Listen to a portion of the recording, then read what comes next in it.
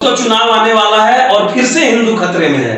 यह बीजेपी का नारा है कि देश बचाओ, हिंदू बचाओ और बीजेपी को जिताओ। और यही प्रोपेगेंडा आज से नहीं कई वर्षों से चलता आ रहा है, लेकिन आज तक कहीं हिंदू को खतरा दिखाई नहीं दिया और कहीं हिंदू खतरे में नहीं है। लेकिन इनके कहे अनुसार हिंदू कम्युनिटी जो है वो खत्म हो जाने वाली है, जो आज तक अभी तक तो नहीं हुआ, लेकिन इनके कहे हिसाब आगे भी हो सकता है। नमस्कार, मैं दर्पण टाइम्स में आपका स्वागत करता हूं। बहुत सारी बातें हैं। द प्रिंट मीडिया की एक रिपोर्ट मैं आपके सामने लेके आया हूं। पूर्वोत्तर में भाजपा के चुनाव के लिए डाटा एनालिटिक का काम करते थे शिवम शंकर सिंह, और शिवम शंकर सिंह की एक रिपोर्ट आई है जिसमें उन्होंने यह बताया कि बीजेपी की गलत नीतियां जो है देश को कैसे प्रभावित की है। तो वो नीतियां मैं आपको कुछ बताने जा रहा हूं और बहुत सारी चीजें जो आपसे बात होगी।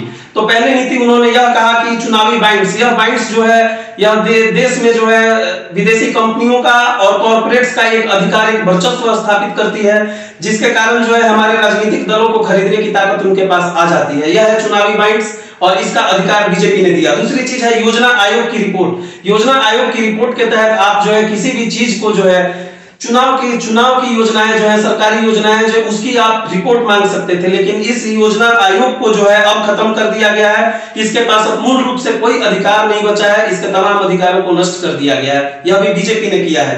तीसरा है सीबीआई और ईडी। सीबीआई और ईडी के खिलाफ इनका यह आरोप है कि बीजेपी आज जो है अपने निजी मामलों में जो है इनका उपयोग कर रही है। सीबीआई और ईडी का जो है दुरुपयोग हो रहा है अपने पावर और अपने वर्चस्व में। जो है यह बीजेपी पार्टी जो है तमाम अन्य राजनीतिक पार्टियों के ऊपर छापे मरवाती है और सीबीआई इंक्वायरी बिठाती है और यह उनको पूरा पावर दिया जाता है और प्रेशर दिया जाता है कि सिर्फ काम करना है तो आप लोगों को बीजेपी के लिए काम करना है। और इस तरह से जो है सीबीआई और ईडी के राइट्स को इन लोगों ने कंट्रोल कर लिया है। आज वो स्वतंत्र रूप से काम करने में सक्षम नहीं। कालिको पुल के सुसाइड नोट में जो है न्यायाधीश लोया और सोहराबुद्दीन हत्याकांड मामला जो है आज तक उजागर नहीं हो पाया। और उसके अलावा एक चीज और है, एक विधायक जो है एक लड़की का दुष्कर्म करता है जिसका आरोप उस पर लगता है और उसके ही रिश्तेदार ने विधायक के एक रिश्तेदार ने जो है लड़की के पिता की हत्या की, इसका भी आरोप लगा है। लेकिन आज तक उन लोगों पे जो है कई वर्ष बीतने के बाद भी कार्रवाई नहीं हुई। तो पूर्ण रूप से बीजेपी जो है कहीं ना कहीं भ्रष्टाचार का भी समर्थन करती है। इसके अलावा एक और चीज सामने आती है विमुद्रीकरण। विमुद्रीकरण एक ऐसी चीज है जिससे देश के बहुत छोटे बड़े व्यवसाय जो है वो बंद हो गए, कई लोग बेरोजगार हो गए। विमुद्रीकरण नीति के खिलाफ जो है कई लोगों ने आवाजें उठाई, लेकिन उनके आवाज को दबा दिया गया। और बीजेपी जो है आज भी यह मानती नहीं है, वह यह मानना ही नहीं चाहती है कि इनकी ये नीति गलत थी और ये नीति का आज भी समर्थन करते हैं, जो कि पूर्ण रूप से जायज नहीं है।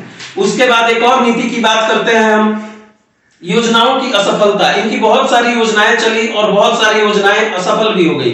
उसमें से मुख्य रूप से एक योजना की बात करूंगा मैं, फसल बीमा योजना की। फसल बीमा योजना में जो है बीजेपी ने कहीं ना कहीं बीमा एजेंसियों को करोड़ों का मुनाफा पहुंचाया और किसानों को आज तक फसल बीमा का जो है पूरी तरह से उस योजना का जो है लाभ नहीं मिल पाया। और बीजेपी कहीं ना कहीं इस तरह से जो है कॉर्पोरेट्स की मदद कर रही है, उनको आगे बढ़ा रही है, उनको पैसे फंड कर रही है, सिर्फ सरकार सत्ता में स्थापित रहे इस कारण से।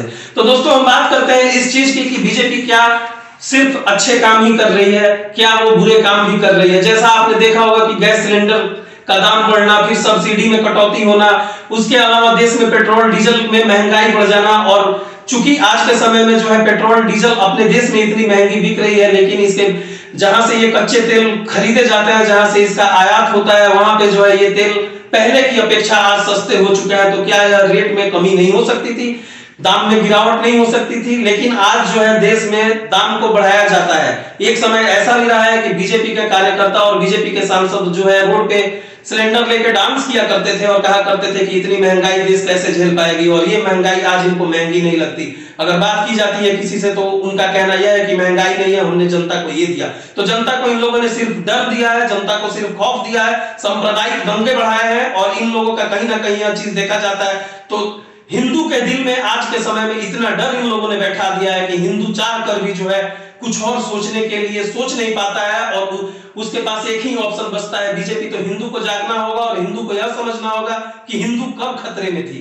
यह आप जड़ तक पहुंच जाएंगे कि हिंदू कभी अगर खतरे में नहीं थी, इस बात को आप समझ लिए तो आपके देश का विकास होगा। और कहीं ना कहीं जो है ये डिक्टेटरशिप वाली पार्टी जो है, ये तानाशाही वाली पार्टी जो है, ये अपने आप जो है अपने जगह पे आ जाएगी, जनता का काम करेगी।